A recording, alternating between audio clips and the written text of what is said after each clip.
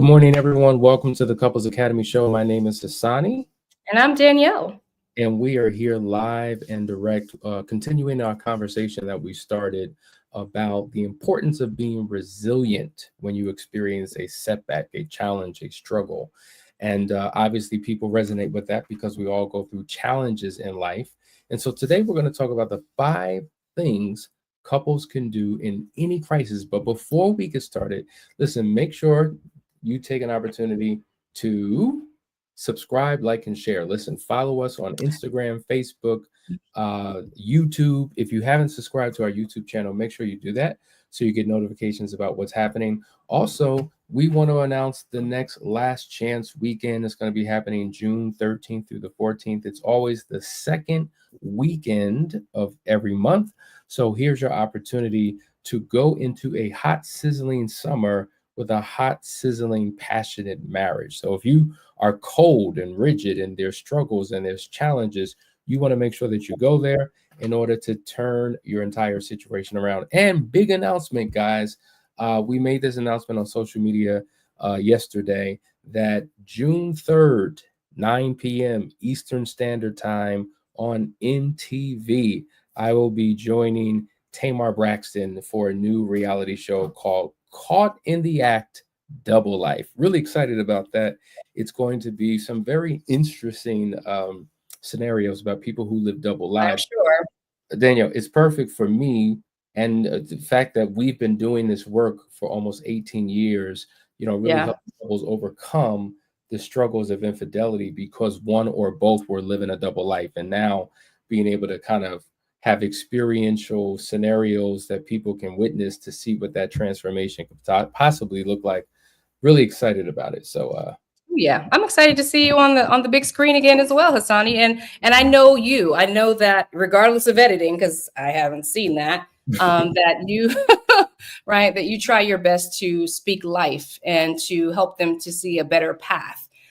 So that's the point, right? To be able to people are living their lives and some of them are completely and totally ignorant to how destructive they are to themselves, to the people that they say that they love, etc., by lying and keeping things under wraps.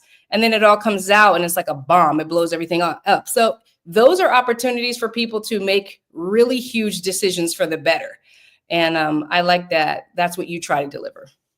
that's what I'm trying to do, Danielle. As you know, we don't control what happens in an editing room. So it is entertainment. So it's definitely going to have that element. But if you can get nuggets of wisdom and information, that's ultimately what it's all about. So we're excited about that. But let's dive into this conversation. I think it's important that we hit this because people experience crisis every single day. We just shared the crisis that we recently have gone through. Not to say that it was the first, not to say that it'll be the last. And so, how do you prepare? What do you do in the midst of it to help you overcome? But I want to make this conversation much broader to Yeah. everyone. So, what we want you to do, use that chat, whether you're watching us on YouTube or Facebook. If you've been through a crisis, just put what the crisis was, put it in a word or short phrase so we can identify. Maybe there was a loss of a family member. That's a crisis. Matter of fact, let's talk about some of these crises, Danielle. Whether we have gone through them or we've had clients who have gone through them. Number one, financial hardships. Now that could be from the loss of a job, right? Being laid off in your job can have a significant impact on your home, or maybe a business failure. But finances, that's one of the top 5 issues that most couples struggle with. I mean, I think that one thing that I wanted to say to preface some of this is that, crisis is going to strike, right? And so we have to recognize that that is a reality. It's not even a probability. I mean, well, it is a definite probability. That's what it is. It's definitely going to happen. It's not a if, it's a when. And so, when you experience these things, Hassani's starting off talking about job loss and financial hardship. And that's something that I think probably all of us have experienced in one way, shape, form, or fashion. There are other types that we'll jump into. But one of the big things to understand is that preparation, it seldom happens during the crisis. right? Like preparation isn't something that you do when all hell is breaking loose. You talked about financial hardship, layoffs, your business fails, you get a huge dip in your income. This is stressful, but it's stressful to someone who is unprepared, right? You also talked, well, the next one would be health crisis and like other medical issues. When these things happen, I think about medical insurance. If you have medical insurance, there's some sense of security because you're prepared for it, right? You could go to the doctor.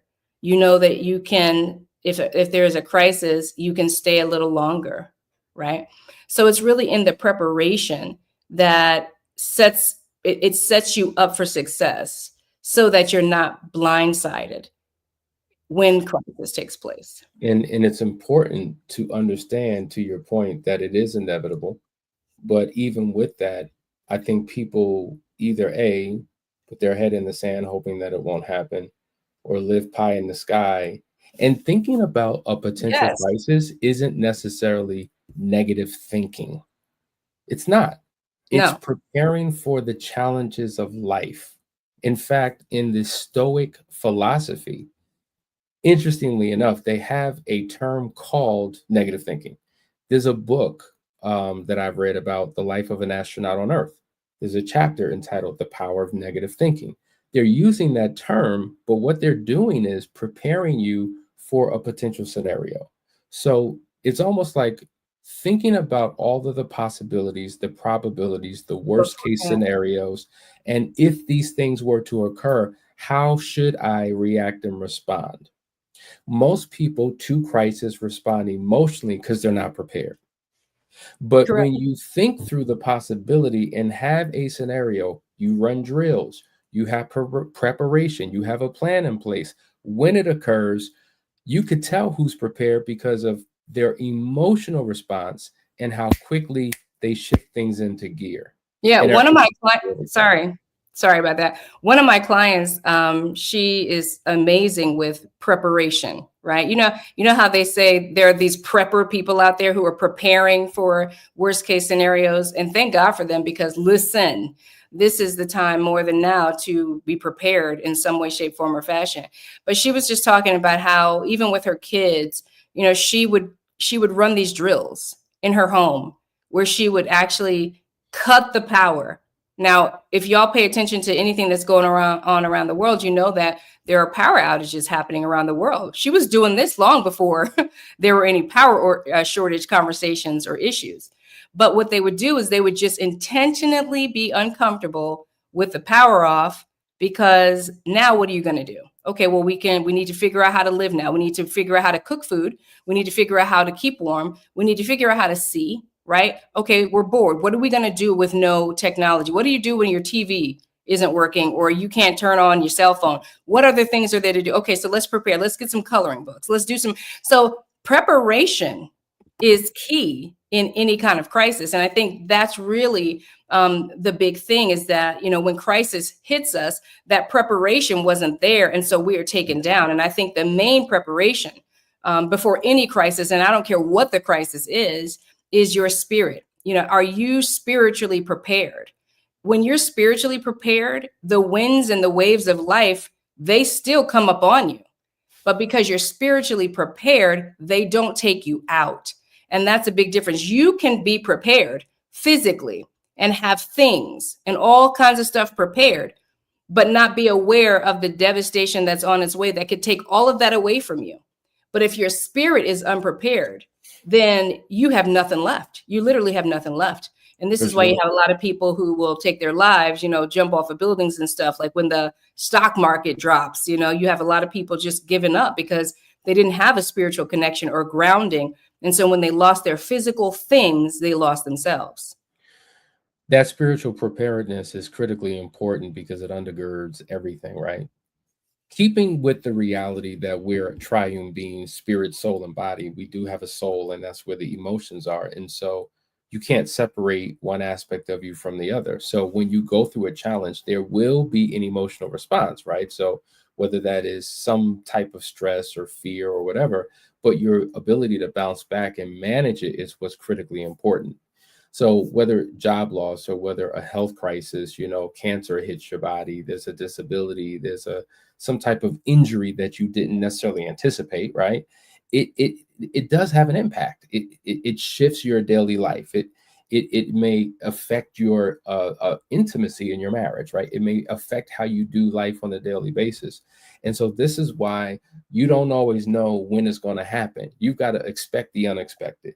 And preparing with that example that she gave just puts you in a better position. Now, the challenge with that is when you watch movies and you typically find these people who prepare, they're preparing for what may happen. They're always perceived as kooks and quacks and crazies, right? They're like the doomsdayers. They're the fear mongerers. Why are you always thinking about the worst case scenario? But there's wisdom in that, right? So we're not talking about living in fear and living in panic and being so hyper vigilant that you can't enjoy life.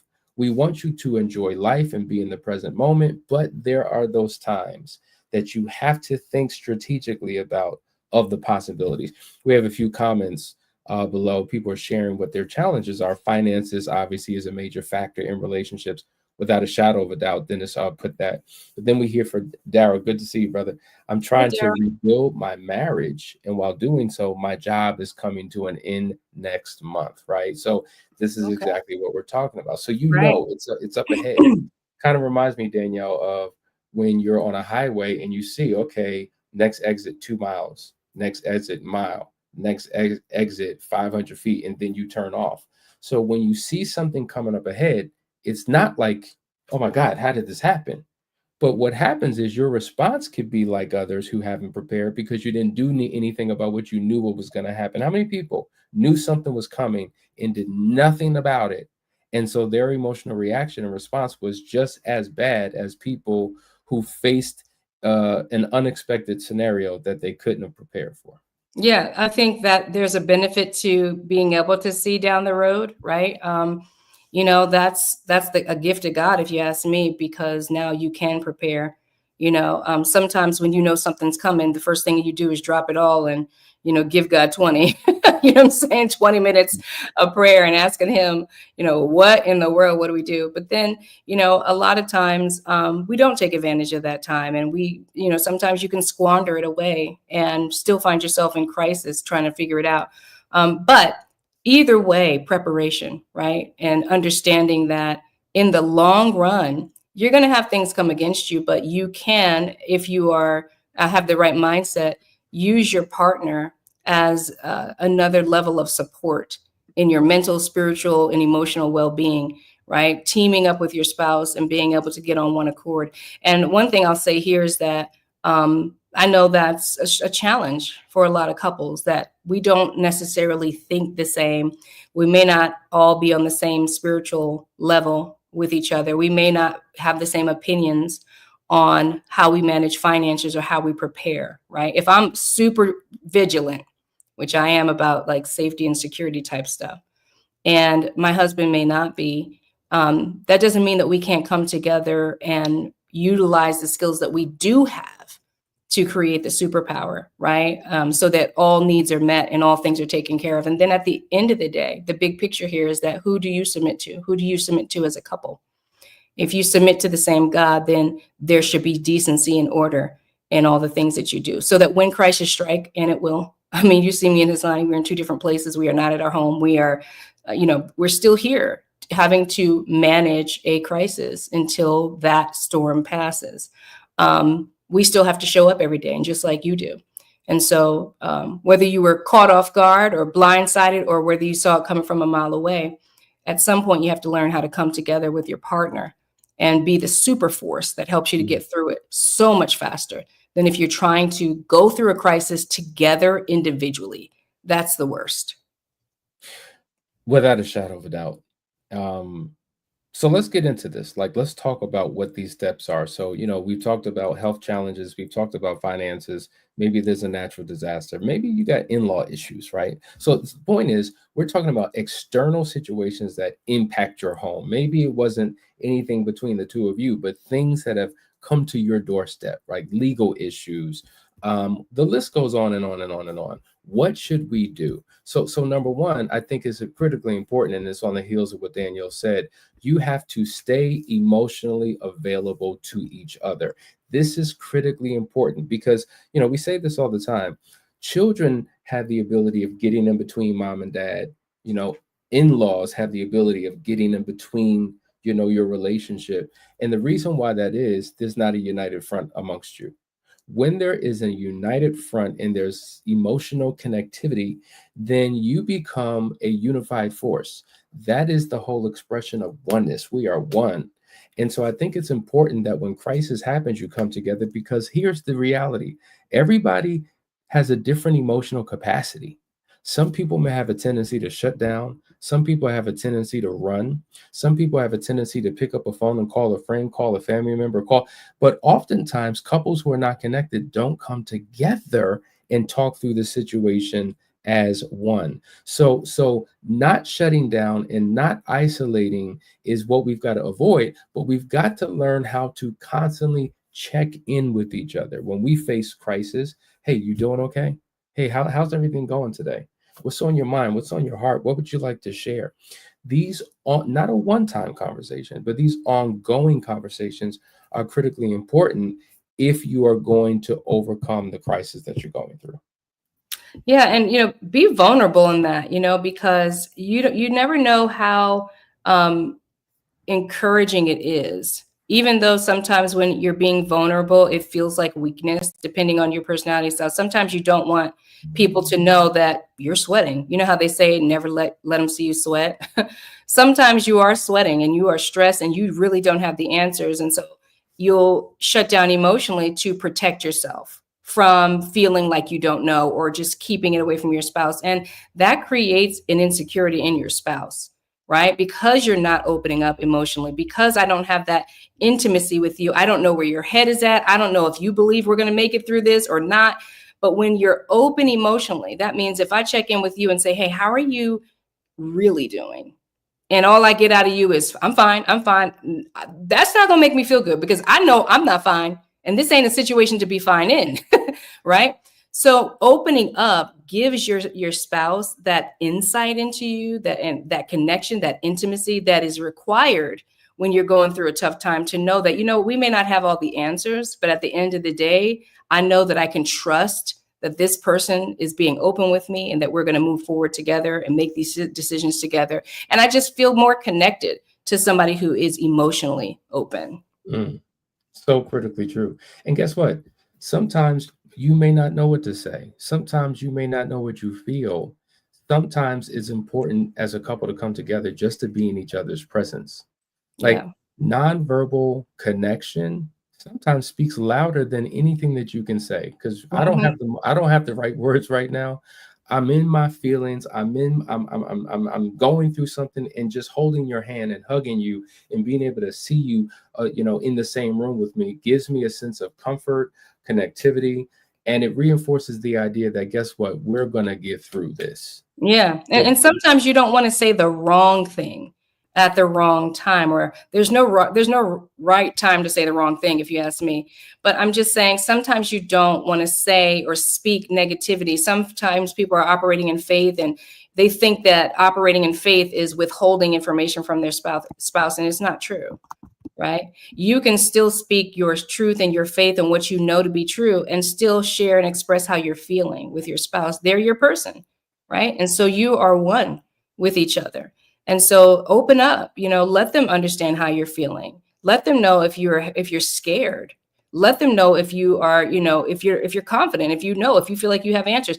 Whatever it is, let them know, so that there's oneness. Remember, you are married under the covenant of God. And so that's a 3-strand cord, which is very strong. And so when you are united in every way, it makes it really hard for the enemy to creep in and sow seeds, negative seeds of thought. Okay. We tell this story a lot that Hasani and I learned years ago when we needed to stand on something to check in with each other to make sure that the enemy hasn't planted any seeds of fear, any seeds of doubt, anything like that. Are we still standing together? Because if I'm standing on something and then suddenly something you thought popped into your brain and you've changed your mind, now we are not of the same mind. And that power and that authority that takes place when we're of the same mind is hard as heck to get in between. And so it's so important for you to have the same mind. And that can only happen with transparency and just being emotionally available. There it So is. the second one is we need to pray together. Now that I know is challenging, praying together and inviting God into the situation. I know a lot of people that do not pray together. Now, it's something that we teach people how to do because it's not your fault if you didn't see that modeled in your home and you never did that. You may not have known that that's a powerful, incredible, and definitely an intimate building thing to do, to pray with your spouse, but it is a thing to do. And so making sure that everything that you do is submitted under him. We should do everything unto the Lord. So if that means, okay, guys, this is the crisis, we got to go and do this. First, let's pray. Just like before you take the first bite of your meal, you bless that food, right? Everything that you do, you should bless it and put God's stamp on it. So it could be a short prayer. It could be a deep prayer, whoever's the better prayer can do the praying. And the one who doesn't pray as much can do the amening and the agreeing, right? The point is that when prayer goes up and you do this together as a couple, it just shifts the focus from your problem to the one who can bring all those promises, the one who can turn all the ashes into beauty for you, the one who promises that he orders your steps. And so when you're confused and you're sitting in the rubble of a mess and you're like, how did all this happen? What is going on? I don't know. I really don't know my north, south, and east or west anymore because all the landmarks have been removed. All my landmarks that I've put together have been removed. Then you could get on your knees and or stand or lay with your spouse and you can pray and bring everything under submission to Christ, trusting that he's got this. Even though when you get up from that prayer, you may not have one iota more of awareness, knowledge, or understanding about what's going on, but you know that it went up into the heavenlies and the one that does have all the answers heard the words and you've given the problem over to him. Praying together is so critically important. It becomes a sealant, a protector for your relationship. And there's an amplification of power when two or more come together in his name. And whatsoever they ask, it shall be given unto them according to his will for our lives. And to your point, a lot of couples don't practice the routine of prayer together because a lot of people just don't pray individually by themselves. And it's hard to do with somebody else, but I don't do it myself. So it's got to become a daily practice. Now, I want to speak to what you just said, because there are a lot of individuals who are intimidated by their spouse because they're living life through comparison. Well, I don't pray like her and I don't do it like him. And so therefore they kind of shrink. And when you look at it at the end of the day, prayer is communication with God. And when you communicate with someone, you're talking to them, but you also listen. And so my ability to articulate and my knowledge of the scripture and my memorization and all those different things are phenomenal, but it doesn't take away from the relationship that you should have with your creator and your ability to speak from your heart. And so it's critically important that you get beyond comparisons, that you get beyond your own limited thinking about yourself, beating yourself down, having a spiritual imposter syndrome, and just communicate with him. Because that's what he's looking for. That's the communion. That's the union. And there's power in it. I remember growing up, and there was a friend that I had that was, his ability to articulate was just as normal and basic as anybody else. But his prayers got answered because he prayed from his heart. And there's something about that. Also, the power of prayer, what it does, it shifts you from your problem, right, into the one who brings promise and peace and perspective. And that's why it's critically important, because prayer has a way of cleansing your heart and cleansing your mind and making you a vessel that's ready and ready and available to do what God has called you to do. And so you can't listen, there is a gargantuan competitive advantage when you bring God into the situation. You can do more with him than you can without him. So pray, guys. Critically Yeah, important. and let me speak to those that have resistance under their roof, because you might have one person that is wanting to pray and prays on a regular, and the other one just doesn't. And you can still take lead in praying. You can still go to your partner and pray with them. Let them hear your prayers. That's another level of intimacy, because it expresses from the spirit and gives your spouse that insight and awareness. They're hearing you say what's on your heart to the Mhm. Lord. And so, if you're in a situation where your spouse does not pray, don't allow that to be the reason why you don't approach them for prayer. You need that unity, and God will honor that. So let them hear you pray, and then maybe invite them to pray. Maybe begin to encourage them. Like Hasani said, comparisons is a big issue. And sometimes if they know that you can pray the house down, they don't feel confident praying with you and you hearing them. They might want to just pray on their own, but Mhm. letting them understand that it's all about the heart. God is not judging how eloquently you speak and how you flow and all that. He wants to hear from the heart. Facts. All right, let's go to number three. Point number three, we're talking about the 5 things that couples do in any crisis in order to overcome it. You've got to be able to communicate, and you've got to communicate often, and you've got to communicate openly. I think a lot of times we're having a lot of internal conversations with ourselves, and for whatever reason, we don't feel like we can share our fears, we can share our hopes, we can share our needs. And so what happens is, if we're not communicating, then I'm going to make my own interpretation, evaluation, observation of you. Because at the end of the day, when you don't communicate, everything else does. Like, one of the things that we always say is that everything communicates. If you're quiet, sitting in the corner with your arms folded, it delivers a message. I'm going to interpret what that is. Now, my interpretation could be 1,000% wrong. It may not align with what you're giving off. But if we're not overly communicating and making things clear, I'm going to draw conclusions, which create separation. And as they say, isolation breeds ignorance. And when couples isolate themselves from one another, it leads to chaos and confusion. There's not a day that has gone by since this fire has taken place that we haven't had a conversation about it on some level. Sometimes it may seem like the conversations, man, we've been talking about the same thing every day. But sometimes it's important to continue to talk things out, because number one, talking is therapeutic. As you're talking things out, some people actually come up with thoughts and ideas as they're talking things That's out. true. Other people are more reflective and they're inwardly. But so whatever it takes to get you through it, do that, because the more you do it, the more on one accord you're ultimately going to be. Yeah. And sometimes things are not fixable immediately, and sometimes we also want to look at our spouse and say, well, if you hadn't done this, we could have had that. Or if you hadn't done this, this wouldn't have happened. Try not to get into the tit for tat or the blaming. It's easy rather to blame somebody whenever there's a crisis, or at least try to look for blame. Okay. Don't do that, because that divides you. That sends you both into the separate corners of your boxing ring. Instead, you need to be back to back boxing together. And instead, you're pointing the finger at each other, trying to figure out, why did this happen? Did you do this or whatever? Instead, create space for vulnerability. That's it. If you've already prayed and you've given it to God, He's going to work out all those other details. Blaming doesn't serve any purpose. Even if there is some blame, it's not going to serve any purpose at this point, right? So focus on repair spiritually, not trying to fix the situation. Focus on being one.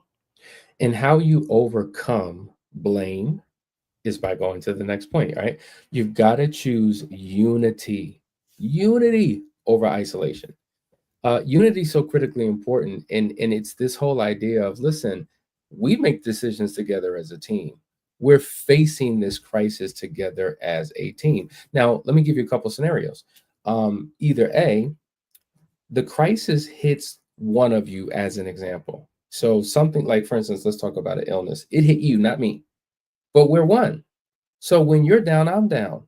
When you're going through, I'm going through. That's the power of unity and oneness and togetherness that you need to have in a relationship. Because even though I'm the only one going through it in my physical body and you're not, just knowing that you're here, just knowing that you're supportive will help me get through what I'm going through. So that may be a reality. You suffered a job loss. I still got my job. Now, the way we handle finances, I'm like, well, I got my rent. Where's your, like, you see what I'm saying? And so it can create division if you Mhm. two are not in alignment and don't have unity. But even when the crisis hits the both of you, it hits the family. Your individual experience with it may be different, right? Because I'm wired different. I'm impacted by it differently than you, but yet we're still a united front and we have to support each other. If I think about the fire, technically, half of the family was affected by it in one way, and the other half was affected in another way because of our geographical locations at the time of the crisis. But yet, and still, all of us collectively felt that and are dealing with that and are picking up the pieces. And so, even though we go through the same experience, we have our own reality within that experience, and we need to validate and support and encourage, right? Those experiences and find the unity among them. Yeah, and I think relating is big, and I found that to be helpful in our situation because we weren't affected in the same way, and it was a delayed reaction for me, right? And immediate for you and some of the kids, and so hearing their stories and hearing how they experienced it and being relatable, right? Opening up my heart to hear and to empathize and to sympathize with them makes all the difference. And so it's the same thing with you and your relationship. Like Hasani is talking about losing jobs and this and that. The fact is that if it affects you, it does affect me. Period. It does. But how do I show up? I could show up like it's not affecting me. I could show up without unity and as an individualist. And for some of us, that's our go-to, right? It's like, well, that affected you and that was your decision and that happened to you. So now you have to deal with the repercussions of what you did instead of being a united front and coming together and taking ownership of the situation as one unit. How can we fix this? How can we remove this problem or continue to move forward together? And so a lot of that happens just by showing empathy and being sincere and supporting our spouse through the situation, even though you may not feel it in the same way. I remember when you showed up on the Marco Polo, in the crisis, and you were just frantic, as you should have been. There's a fire breaking out. And I wanted to jump through the phone and try to calm you down and just be there to help, but I couldn't. But all I could do was talk calmly, be the support on the phone, hear you out. We can learn how to accommodate whatever situation and be a support to our spouse in whatever crisis at the time that they need it. And I think it's probably it's possible that we will go through different crises at different times. And sometimes we just need our spouse to have a heart for us and to care. And When what we is the share point? things, when we share things with our spouses and it just goes over their head, like they didn't even care about it. That's heartbreaking. In that scenario, I'm emotionally like all up in it, and you're like your response is completely different, right? Now, unfortunately, some people view that as a negative thing. I know couples literally, one person is, I mean, in a rage, angry, pissed, and their spouse doesn't respond the same way. And now they're mad that their spouse is not mad because we should both be feeling the same thing in the same way. We should both be responding the same way. It may not serve the situation for you both to be emotionally reactive in the same way. You need that And your balance. spouse can't be you. Your spouse cannot be you. As much as you would like to convert them into another version of yourself to make life feel more comfortable, because that's really true. Like attracts like a lot of times because we're comfortable. We think the same things. We like the same food. We eat the same way. There's no discomfort and there's no stretch, but God didn't do that in marriages. He usually puts you with somebody who makes you very uncomfortable. And that's why you stretch and that's why you grow.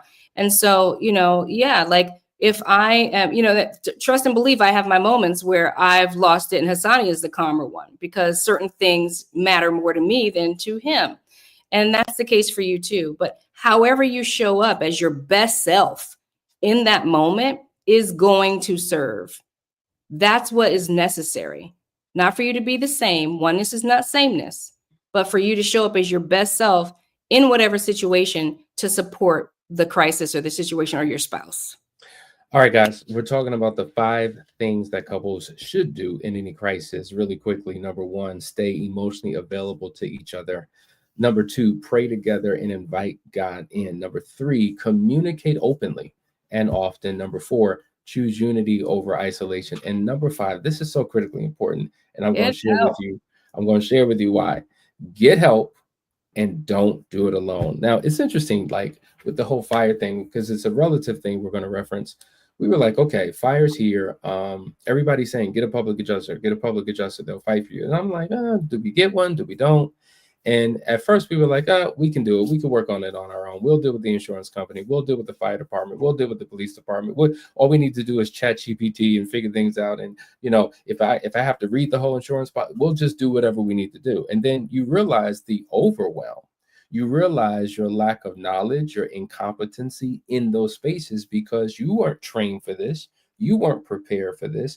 And when we finally came to the decision of getting the public adjuster who had years of experience and expertise at winning many cases and fighting for families, there was such a relief. There was such a rest, a mental, emotional rest that we got settled into because we decided to seek the wisdom and expertise of someone other than ourselves. So even from a relational perspective, those of you who are going through challenges in your marriage and you're like, we don't need no counseling. We can figure this out on our own. We can read a book. We could just, I don't know, we can go and enjoy ourselves on a weekend retreat and forget about our problems and come back and hope that things will get better. It does not work. You have to be able to tap into the wisdom of someone else to give you what you cannot do on your own. And so getting help, critically important to the process.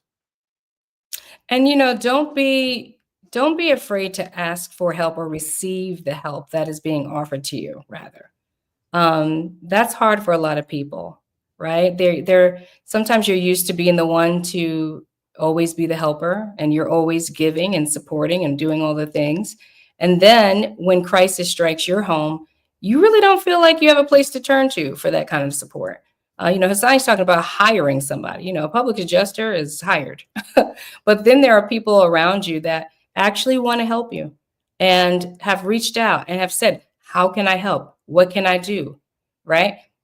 Say yes. Allow the help. And when you allow the help, things begin to change for you. And I just think that we're in such a better position because when you bring other people in, what it is, your mind gets consumed with so much information that it leaves no space for other necessary things that you need to do. So it's almost like I can remove that from my mental space to place it in areas where it deserves my attention.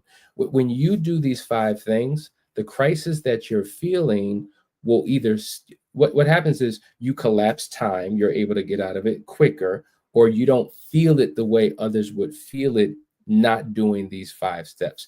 So hopefully this was helpful for you. But what we want to end with is just a couple of commercials, because there are those of you who are in crisis within your marriage and you're looking for help and you don't know where to turn. And it's interesting. We do this podcast and it amazes me how people say, I didn't know that you offered any services outside of your podcast. And it's just like every time we do a show, we have the lower 1/3 with the number to call. We have links in the description. We have commercials that we show.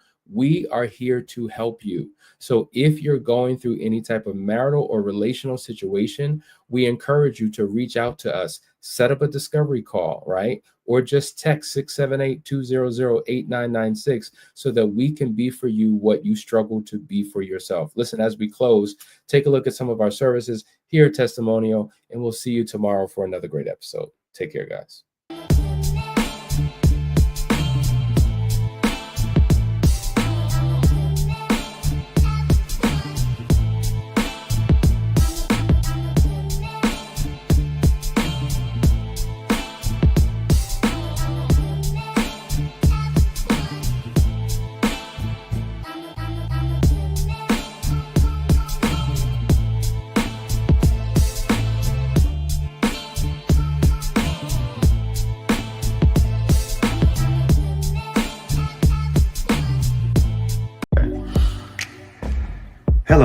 My name is Frank, and this is my wife, Danielle Sanders. We're from Houston, Texas, and I just got to say that before this intensive session that we had here, we were pretty much done with our marriage. I was in adulterous affairs, multiple affairs. My wife found out. I was lost. We were on our way to heading down the road for divorce. This course has really got to the root of the issues that we had in our marriage. In my personal walk, my personal life, it has really helped me dig deep and find some good tools to help move forward and pursue happiness in our marriage. When Frank first told me about the 3-day course, the intensive, I really was skeptical. I was at the point that I was done. So we were not living together. And so when I talked to Mr. Hasani, I told him that I wasn't sure if I was going to come, back into the marriage. But I'm really grateful for this experience. And so I just want to say, if you're thinking about it, do it, because it gave a whole different perspective. It had me look at some things on my side, his side. It actually had him to see what I was going through, see the hurt that I was experiencing. It also allowed us to kind of we are going to work towards putting our marriage back together. And when I got here, that was not in my intention. But the tools and the work that we got here, I really believe that it will allow us to begin to heal our marriage, and it'll be stronger to the point where we can help others. Yes.